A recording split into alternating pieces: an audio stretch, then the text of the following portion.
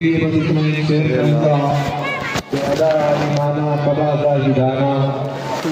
Time कम होने की वजह से शॉर्ट ड्रामा निपटा देना पड़ा। ये अच्छी बात है। मुकम्मल वाली माशाअल्लाह। हज़रत मुफ्ती साहब माइक पर।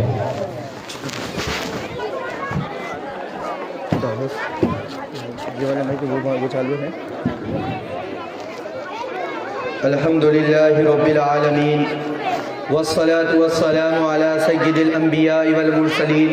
व अला आलिहि व सहबिहि अजमाइन अम्मा बाद फ़क़द क़ाल अल्लाहु तबारक व तआला फ़ी कलामिहिल मजीद वल फ़ुरक़ानिल हमीद फ़अऊज़ु बिल्लाहि मिनश शैतानिर रजीम बिस्मिल्लाहिर रहमानिर रहीम या अय्युहल्लज़ीना आमनू क़ू अनफुसकुम व अहलीकुम नारा सदक़ल्लाहुल अलिय्युल अज़ीम। अन अबी मूसा अशअरी रज़ियल्लाहु तआला अन्हु क़ाल रसूलुल्लाहि सल्लल्लाहु अलैहि वसल्लम कमल रिजालुन कसीरुन मिनन नास कसीरुन वलम यकमुल मिनन निसाई गैरु मरियम बिन्त इमरान व आसियत इम्रअति फिरऔन व अन्न फ़ज़ल आइशत अला साइरिन निसा कफ़ज़ल सरीद अला साइरिल अतिमा औ कमा क़ाल अलैहि तहिय्यतु व तस्लीम। सबसे पहले तो बच्चों से और बच्चियों से ये गुजारिश की जाएगी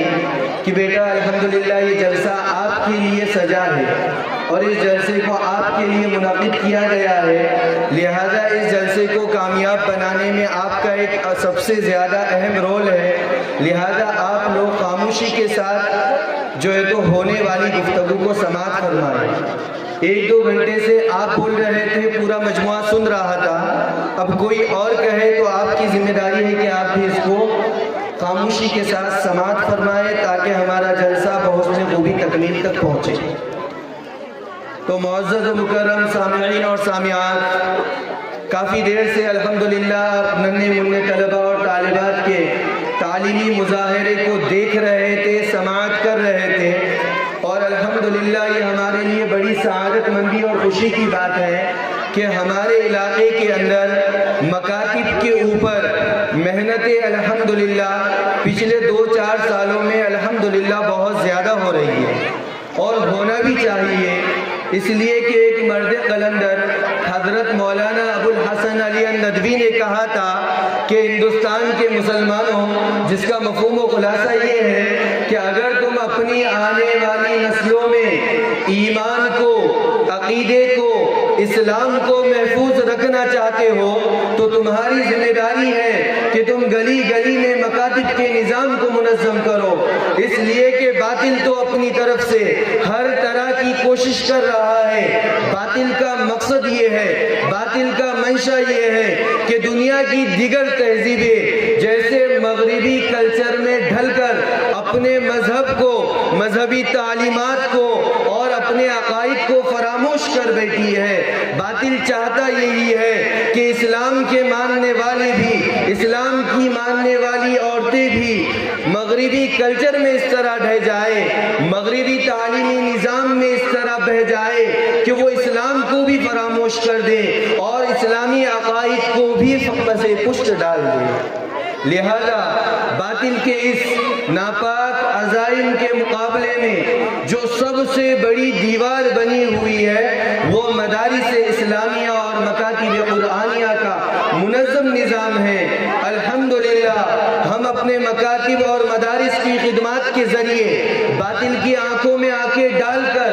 ये चैलेंज और ये ऐलान कर सकते हैं कि बातिल, तूने तो कभी फ़िरऔन की शक्ल में आकर अल्लाह के मानने वालों को ख़त्म करने की कोशिश की थी, लेकिन अल्लाह ने फ़िरऔन के जुल्म के मुकाबले में मूसा अलैहिस्सलातु वस्सलाम को खड़ा करके वो फ़िरऔन जो वक्त का ताकतवर बादशाह था, जो पूरे मादी वसाइल के साथ अल्लाह के मानने वालों को ख़त्म करने का दावेदार था, अल्लाह ने मूसा अलैहिस्सलाम के ज़रिए जिस तरह फ़िरऔन का खात्मा किया, अल्लाह ने जिस तरह नमरूद और शद्दाद का खात्मा किया, और इसी तरह अल्लाह रब्बुल इज़्ज़त ने इस्लाम मुखालिफ मेहनत करने वाले कुरैश मक्का अबू जहल को सफ़े हस्ती से मिटा दिया, अबू लहब को दुनिया में भी हलाक किया, کیا اور آخرت میں بھی اس کی ہلاکت کا انتظام کیا۔ الغرض پوری تاریخ اگر ہم اٹھا کر دیکھیں گے، جب جب باطل نے سر اٹھایا،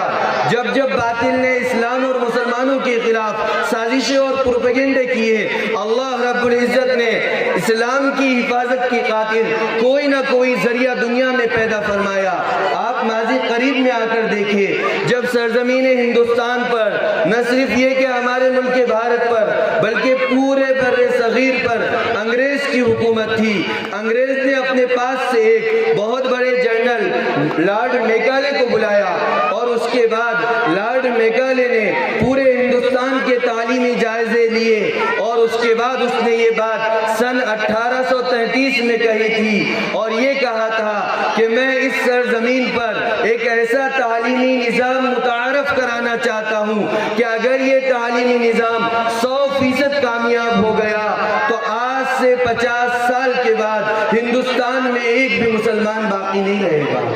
لیکن اللہ تعالیٰ جزائے خیر دے،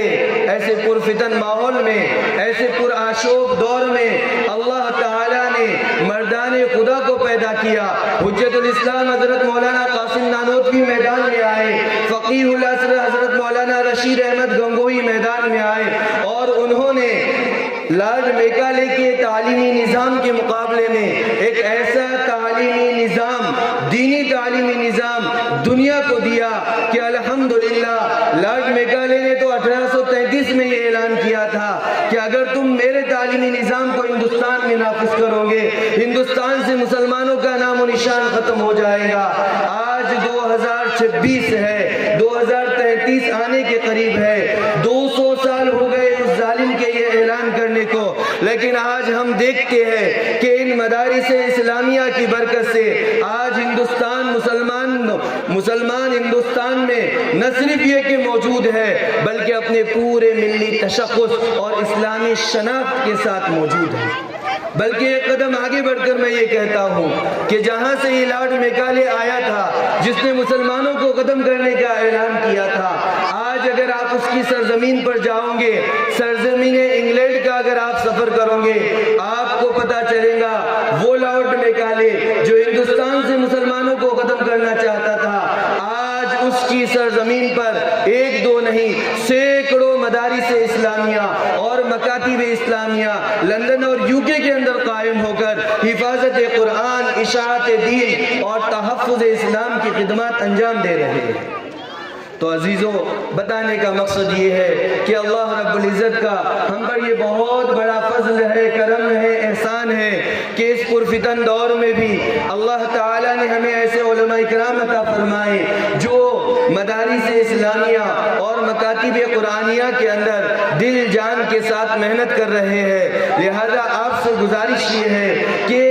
دین اسلام کی اشاعت کے خاطر ہم سے جو کچھ ہو سکے، اگر ہماری صلاحیت اسلام کے لیے استعمال ہو سکتی ہے تو ہمیں اپنی صلاحیتوں کو استعمال کرنا چاہیے۔ ہمارے پاس صلاحیت نہیں، مال ہے، اپنے مال کو اشاعت اسلام کے لیے استعمال کرنا چاہیے۔ نہ ہمارے پاس صلاحیت ہے نہ مال ہے تو اپنے وقت کو اشاعت اسلام اور دین کی خدمت کے لیے استعمال کرنا چاہیے، اور نہ صرف یہ کہ اپنا جان، مال، وقت قرآن کی تعلیم پر لگنا چاہیے۔ اس سے بڑھ کر ایک بات آپ کو بتاتا ہوں کہ جو مدارس میں قرآن کی تعلیم بچوں کو دی جاتی ہے، جو مکاتب میں اساتذہ کرام بچوں کو قرآن پڑھنا، نماز پڑھنا سکھاتے ہیں، ان کی عظمت بھی ہمارے دلوں میں ہونی چاہیے، کیونکہ اللہ رب العزت کا ضابطہ ہے لَإِن شَكَرْتُمْ لَأَزِيدَنَّكُمْ وَلَإِن كَفَرْتُمْ إِنَّ عَذَابِي لَشَدِيدٌ۔ اللہ جو نعمت ہمیں عطا فرماتے ہیں، اگر اس نعمت کی ہم شکر گزاری کرتے ہیں، رب کریم کی جانب سے اس نعمت میں اضافہ ہوتا ہے، اور اگر کسی نعمت کی ناشکری کرتے ہیں اللہ تعالیٰ وہ نعمت ہم سے چھین لیتے ہیں۔ تو لہٰذا قوم کی خاطر محنت کرنے والے اساتذہ کا ملنا یہ بھی اللہ کی طرف سے بہت بڑی نعمت ہے۔ لہذا ہماری ذمہ داری ہے کہ ہم ان اساتذہ کی قدر کریں، اس لیے کہ یہ اساتذہ ہمارے بچوں کے نہ صرف یہ کہ ایمان کو بلکہ ان کے عقائد کو، ان کے اسلام کو بچانے کا ذریعہ ہے، اور اس سے ایک قدم آگے بڑھ کر یہی مکاتب کے اساتذہ ہمارے بچوں کو جہنم کی آگ سے بچا کر جنت میں داخل منتقل کرنے کا ذریعہ بنتے ہیں۔ لہذا آج کے اس اسٹیج سے پہلا پیغام اور پہلا میسج جو عمومی طور پر ہے، مردوں کے لیے بھی، عورتوں کے لیے بھی، بچوں کے لیے بھی، وہ یہ ہے کہ اس پرفتن دور میں مدارس اور مکاتب کی قیام کو ہم اپنے لیے نعمت غیر مترقبہ سمجھیں اور اس کے لیے جو کچھ کر سکتے ہیں کرنے کی کوشش کریں۔ دوسرا میسج خاص طور پر چونکہ یہاں پر خواتین بھی سماعت فرما رہی ہے اور حافظ وسیم صاحب ہمارے رفیق سے میں نے ان سے دریافت بھی کیا تھا کہ کس عنوان پر بیان کرنا ہے، تو حافظ صاحب نے ایک عنوان یہ بھی دیا تھا کہ الحمدللہ اس جلسے میں خواتین بھی تشریف فرما ہوں گی اور اولاد کی تربیت میں خواتین کا جو کردار ہے اس کی طرف بھی توجہ دلانی چاہیے۔ تو معزز و مکرم عزیز سامعات، آپ سے یہ گزارش ہے کہ آپ اپنے مقام کو سمجھیں، اپنے درجے کو سمجھیں کہ اللہ رب العزت نے آپ کو اولاد کی شکل میں جو تحفہ عطا فرمایا ہے اس تحفے کی صحیح تربیت کرنا یہ آپ کی ذمہ داری ہے، اس لیے کہ کہا جاتا ہے ماں کی گود اولاد کی پہلی دینی درسگاہ ہوتی ہے، لہذا بچے جو ماں کی گود سے سیکھتے ہیں زندگی بھر وہی ان کے دل و دماغ پر سوار ہوتا ہے۔ بڑے افسوس کے ساتھ کہنا پڑتا ہے کہ آج کی اس مادی دنیا میں کھو کر اور مغربی کلچر، زیبائش، آرائش، دکھلاوا اس میں پڑھ کر آج ہماری مائیں اس عظیم نعمت سے محروم ہو چکی ہے اور بچوں کی تربیت کی طرف توجہ نہیں دی جاتی ہے۔ اگر آپ تاریخ اسلام کو اٹھا کر دیکھو گے آپ کو پتہ چلے گا دنیا میں جتنے بھی بڑے بڑے قائد آئے، دنیا میں جتنے بھی بڑے بڑے محدث اور مفسر آئے، ان کے پیچھے ان کی والدین کی تربیت اور خاص طور پر ماؤں کی تربیت کا بہت زیادہ اثر تھا۔ کہ امام احمد ابن حنبل کے بارے میں لکھا ہے کہ جب امام احمد ابن حنبل رات میں سوتے ان کی والدہ ان کو تہجد میں اٹھاتی اور تہجد میں اٹھا کر تہجد کا کی نماز پڑھنے کا اہتمام کرواتی، اور جیسے بچہ تہجد پڑھتا اس کے بعد فجر کی نماز کے بعد اپنے بچے کو مدرسے کے لیے روانہ کرتی اور بچہ جانے کے بعد خود دعا میں بیٹھ جاتی کہ یا اللہ میں نے اپنے اس بچے کو تیرے دین کے لیے وقف کر دیا ہے، اے میرے مولا تجھ سے دعا ہے، درخواست ہے کہ تو میرے اس بچے کو دین کی خدمت کے لیے قبول فرما۔ جب ماں کی یہ کڑن تھی، ماں کی یہ تربیت تھی، تو دنیا نے دیکھا کہ وہی بچہ بڑا ہونے کے بعد 4 بڑے اماموں میں سے ایک امام احمد ابن حنبل بنا کہ دنیا کے اکثر لوگ آج اس کے فقہ کو فالو کرتے ہیں۔ تو بتلانے کا مقصد یہ ہے کہ ہم اپنے مقام کو سمجھیں اور اپنے بچوں کی تربیت کی طرف توجہ دیں۔ آج کا ہمارا عالمیہ یہ ہے کہ آج کی مستورات کو مغربی کلچر سے اتنی محبت ہو چکی ہے، اور خاص طور پر اگر یہ کہا جائے تو بیجا نہ ہوگا کہ ٹی وی اور خاص طور پر ٹی وی میں بھی پاکستانی سیریلیں، ان کو دیکھنے میں ہماری مائیں اتنی مصروف ہے کہ بچوں کی تربیت کی طرف تھوڑی سی بھی ہماری توجہ نہیں جاتی۔ اب بتائیے کہ جن ماؤں نے اپنے بچوں کو دودھ پلانے سے پہلے وضو کرنے کا اہتمام کیا تھا، دن رات قرآن کی تلاوت کر کے اپنے بچوں کی پرورش کیا کرتی تھی، تب جا کر بچے اتنے اعلیٰ مقام پر فائز ہوتے تھے، آج کی ہماری مائیں اگر ٹی وی دیکھتے ہوئے، گانا سنتے ہوئے یا ساس بہو کے آپسی جھگڑوں اور اختلافات کرتے ہوئے بچے کو دودھ پلا رہی ہے یا بچے کی تربیت کر رہی ہے، تو آپ سوچو آپ کے گود میں پروان چڑھنے والا بچہ وقت کا جنید بغدادی بن سکتا تھا، آپ کے گود میں پروان چڑھنے والا بچہ وقت کا ابو عبداللہ محمد ابن اسماعیل البخاری بن سکتا تھا، لیکن آپ کی غلط تربیت کی وجہ سے، آپ کی اس کی تربیت کی طرف توجہ نہ دینے کی وجہ سے وہ بڑا ہو کر دین سے بیزار بنتا ہے اور اسلام سے اس کو محبت نہیں ہوتی ہے۔ پھر بڑا ہونے کے بعد ہم شکایت کرتے ہیں کہ ہمارا بچہ ہمارے ہاتھ سے نکل چکا ہے، ہم یہ شکایت کرتے ہیں کہ بچہ ماں باپ کی نہیں سنتا۔ آپ کو ایک بات بتاؤں، جس بچے کے بارے میں آپ یہ شکایت کر رہے ہو کہ ہمارا بچہ ماں باپ کی نہیں سنتا، ارے اس بچے نے بچپن میں آپ کو دیکھا تھا کہ آپ اپنے اللہ کی نہیں سنتے تھے، تو اس بچے نے جب دیکھا بچپن سے کہ میرے ماں باپ ان سے بڑا جو اللہ ہے ان کی نہیں سنتے، نمازوں کا اہتمام نہیں کرتے، لہذا بڑا ہونے کے بعد پھر وہ آپ کی کیسے سنے گا؟ تو لہذا ہماری تربیت کی کمی کی وجہ سے